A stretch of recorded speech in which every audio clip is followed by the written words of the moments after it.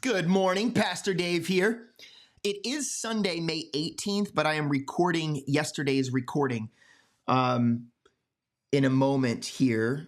Technically, today we are on day 138, so I'm going to read this morning, though, right now, day 137. So if you're listening or watching this on Spotify, I know that this is also going to be published. I'm going to publish this also to YouTube, but if you're watching on Spotify, would you mind answering the quick survey that I've kind of attached? A couple of things have happened. First of all, the 2 months in between that I took off while the baby was born and we were settling into new life. So that was a big transition and a period of time that I just did not post. Second, I've changed microphones, and then when you change microphones, there are different settings inside of everything. And I'm wondering if maybe my audio quality changed and it's been very annoying to people. I went back on and listened a little bit and it didn't sound the same to me. So I made some adjustments this morning. So I'd like to hear your thoughts and perspective on what today sounds like as opposed to previous. And was that a deterrent for you? And then finally, for those of you that are still hanging around, when I play the intro little music jingle that I have with the animated video, if you're a listener on Spotify, does that annoy you? Would you prefer that I just get started and I read the passages to you? That would be very helpful to me. I'm sort of just reviving what I'm doing and why I'm doing it and how I'm doing it, and want to create the best listener or viewer experience that I am able to. For a while, excuse me, I wasn't really a consumer. So I started to go back and listen, and I don't know if it's my phone or what, but the audio quality was not what it seemed to be to me previously. Anyway, I would appreciate your help with that. Sorry for taking up 2 minutes of our time here this morning, but we're in 2 Samuel, chapters 16 to 18 this morning, day number 137. Now, when David had passed a little beyond the summit, behold, Ziba, the servant of Mephibosheth, met him with a couple of saddled donkeys, and on them were 200 loaves of bread, 100 clusters of raisins, 100 summer fruits, and a jug of wine. The king said to Ziba, "Why do you have these?" And Ziba said, "The donkeys are for the king's household to ride, and the bread and summer fruit for the young men to eat, and the wine for whoever is faint in the wilderness to drink." Then the king said, "And where is your master's son?" And Ziba said to the king, "Behold, he is staying in Jerusalem, for he said, 'Today the house of Israel will restore the kingdom of my father to me.'" So the king said to Ziba, "Behold, all that belongs to Mephibosheth is yours." And Ziba said, "I prostrate myself.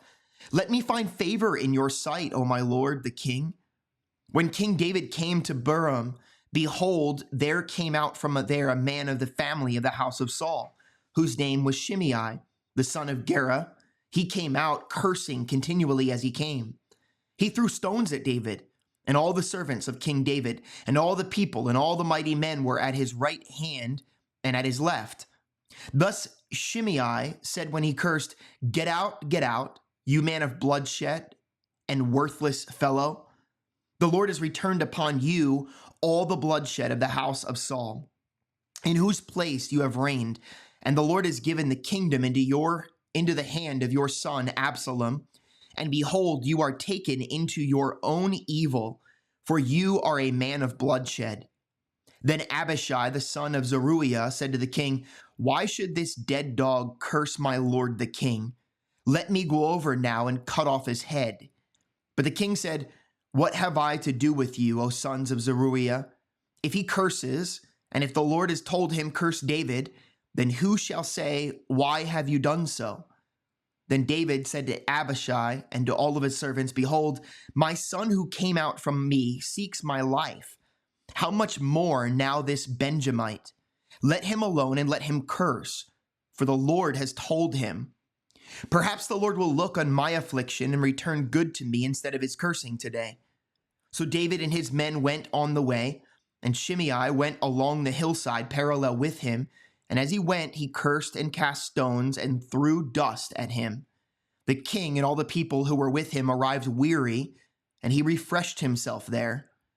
Then Absalom and all the people, the men of Israel, entered Jerusalem, and Ahithophel with him. Now it came about, when Hushai the Archite, David's friend, came to Absalom, that Hushai said to Absalom, "Long live the king, long live the king."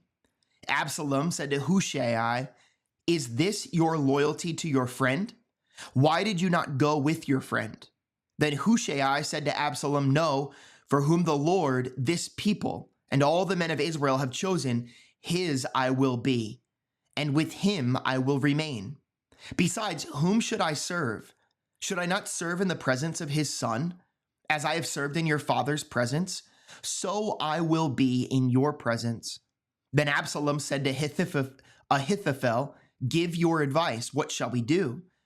Ahithophel said to Absalom, "Go into your father's concubines, whom he has left to keep the house. Then all Israel will hear that you have made yourself odious to your father. The hands of all who are with you will also be strengthened." So they pitched a tent for Absalom on the roof, and Absalom went into his father's concubines in the sight of all Israel. The advice of Ahithophel, which he gave in those days, was as if one inquired of the word of God. So was all the service of Ahithophel regarded by both David and Absalom. Furthermore, Ahithophel said to Absalom, "Please let me choose 12,000 men, that I may arise and pursue David tonight. I will come upon him while he is weary and exhausted and terrify him, so that all the people who are with him will flee. Then I will strike down the king alone, and I will bring back all the people to you. The return of everyone depends on the man you seek. Then all the people will be at peace." So the plan pleased Absalom and all the elders of Israel. Then Absalom said, "Now call Hushai the Archite also, and let us hear what he has to say." When Hushai had come to Absalom, Absalom said to him, "Ahithophel has spoken thus. Shall we carry out this plan? If not, you speak." So Hushai said to Absalom, "This time the advice that Ahithophel has given is not good." Moreover, Hushai said, "You know your father and his men, that they are mighty men, and they are fierce, like a bear robbed of her cubs in the field. And your father is an expert in warfare, and will not spend the night with the people. Behold, he has now hidden himself in one of the caves, or in another place. And it will be when he falls on them at the first attack, that whoever hears it will say, 'There has been a slaughter among the people who follow Absalom.'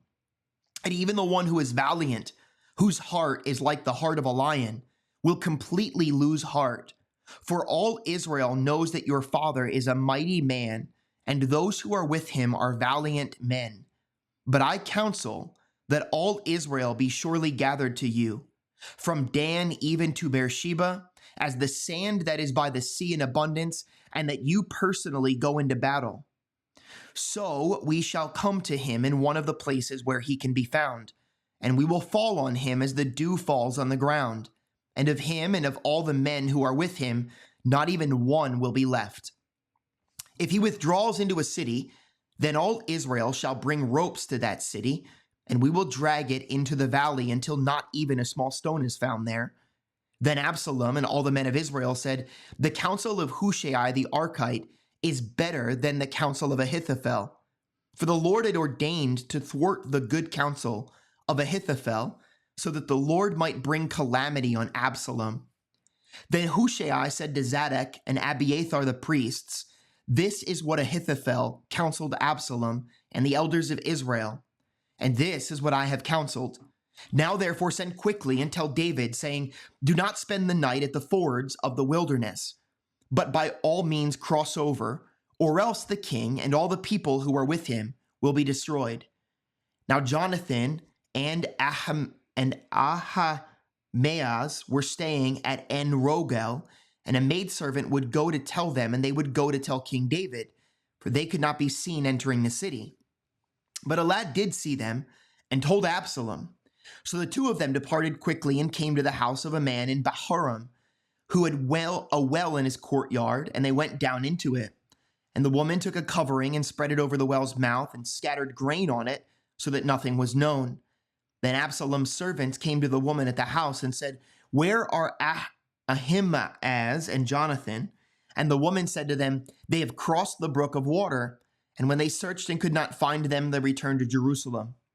It came about after they had departed that they came up out of the well and went and told King David. And they said to David, "Arise and cross over the water quickly, for thus Ahithophel has counseled against you." Then David and all the people who were with him arose and crossed the Jordan. And by dawn, not even one remained who had not crossed the Jordan. Now, when Ahithophel saw that his counsel was not followed, he saddled his donkey and arose and went to his home, to his city, and set his house in order and strangled himself. Thus he died and was buried in the grave of his father.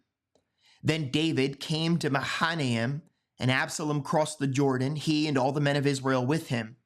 Absalom sent Amasa over the army in place of Joab. Now Amasa was the son of a man whose name was Ithra, the Israelite, who went to Abigail, the daughter of Nahash, sister of Zeruiah, Joab's mother. And Israel and Absalom camped in the land of Gilead. Now when David had come to Mahanaim, Shobi, the son of Nahash from Reba of the sons of Ammon, Machir, the son of Amiel, from Lo-Debar, and Barzillai, the Gileadite, from Rogelim, brought beds, basins, pottery, wheat, barley, flour, parched grain, beans, lentils, parched seeds, honey, curds, sheep, and cheese of the herd, for David and for the people who were with him to eat. For they said, "The people are hungry and weary and thirsty in the wilderness." Then David numbered the people who were with him and set over the commanders of thousands and commanders of hundreds. David sent the people out, 1/3 under the command of Joab, 1/3 under the command of Abishai, the son of Zeruiah, Joab's brother, and 1/3 under the command of Ittai the Gittite. And the king said to the people, "I myself will surely go out with you also." But the people said, "You should not go out. For if we indeed flee, they will not care about us. Even if half of us die, they will not care about us. But you are worth 10,000 of us. Therefore, now it is better that you be ready to help us from the city." Then the king said to them, "Whatever seems best to you, I will do." So the king stood beside the gate, and all the people went out by hundreds and thousands. The king charged Joab and Abishai and Ittai, saying, "Deal gently for my sake with the young man Absalom." And all the people heard when the king charged all the commanders concerning Absalom.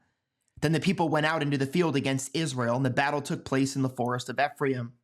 The people of Israel were defeated there before the servants of David, and the slaughter there that day was great, 20,000 men.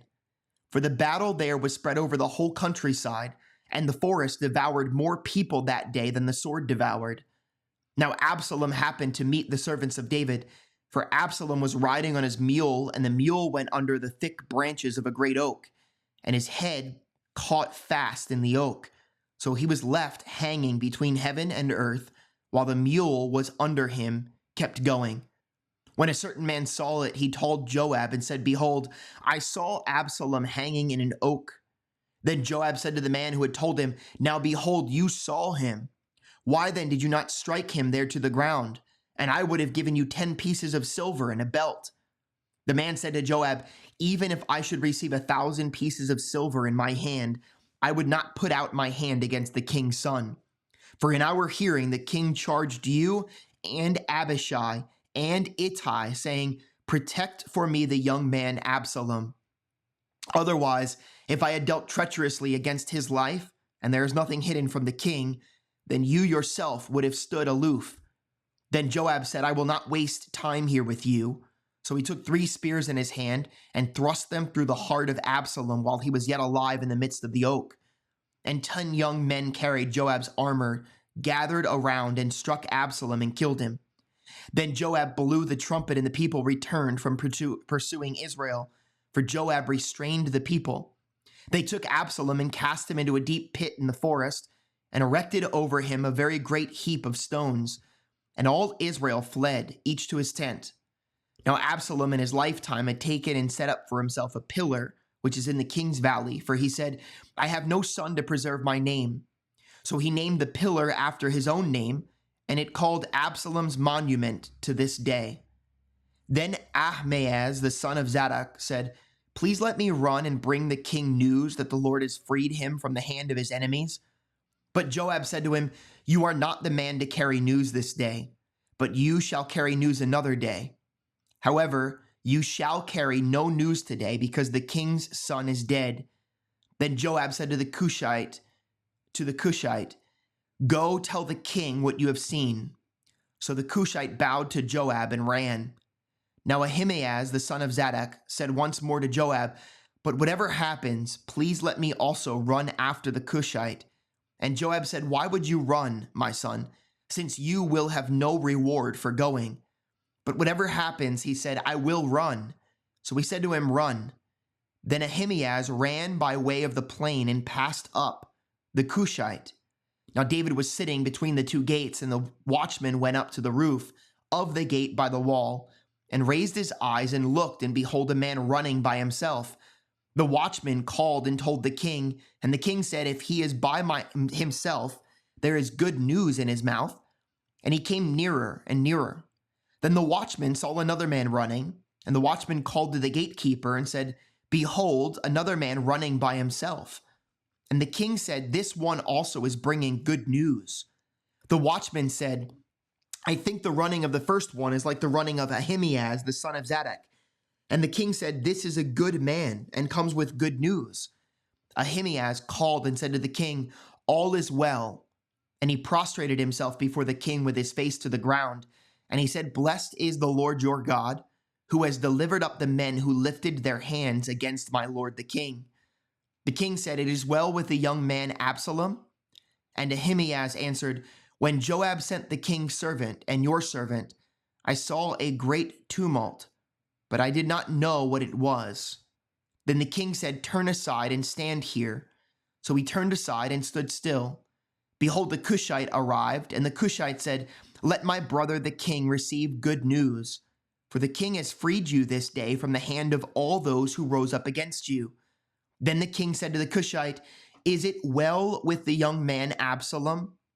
And the Cushite answered, Let the enemies of my lord the king, and all who rise up against you for evil, be as that young man. The king was deeply moved and went up to the chamber over the gate and wept.